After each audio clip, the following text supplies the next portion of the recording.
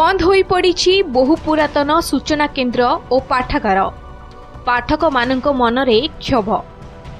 टिके भल करी नजर पकांतु एही घर उपरे। घरर कांथ फाटी आँ करिथिबा बेले टाइल भांगी तले पड़िलानी।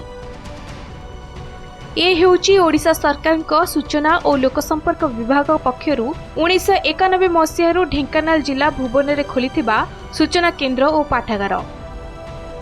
एठारे दैनिक खबर कागज ठारू आरंभ करी पत्र पत्रिका और विभिन्न पुस्तक सरकार तरफरु पाठक पाठिका मानक पई जोगाई दिया जाउथला। पाठागार उपरे छात्र छात्री ठारू आरंभ करी युवक माने निर्भर करुथिले।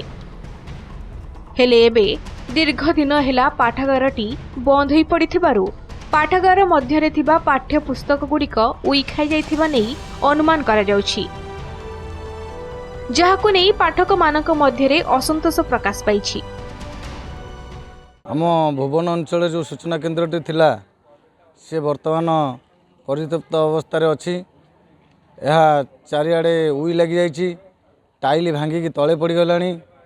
आमे दीर्घ दिन हम दाबी करिया सत्ते भी ए सूचना केन्द्र पूर्णांग हो पारु नाही। आमर जो सूचना केन्द्र रही तार भी टिके चेंज हवा दरकार, मॉडर्नाइजेशन आनिबा दरकार। सेठी भी कंप्यूटर टू आरंभ करिके बही पत्र सब किछि रहबा दरकार, जहा द्वारा कि आमे छात्र छात्री माने आउ जो माने भी ता ऊपर निर्भर करचंदी भुवन ग्रामवासी बंद समस्त उपकृत हे परिबे।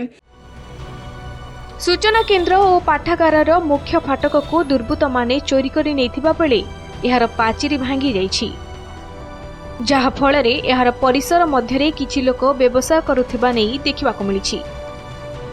एथि सहित मुख्य फाटकरे परिबा हाट चलुथिबारु वर्तमान एहा पार्किंग स्थान पालटिछि।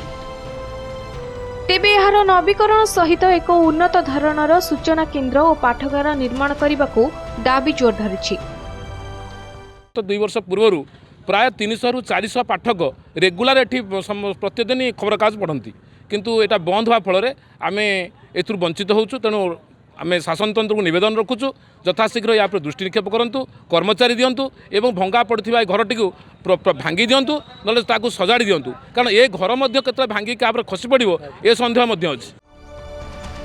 अंचल एक उन्नत मानर डिजिटल सूचना केन्द्र और पाठागार निर्माण पई सरकार पाखरे निवेदन करिसेंती स्थानीय लोके। भुवनरू प्रमोद गुरुंग रिपोर्ट, नंदीघोष टीवी।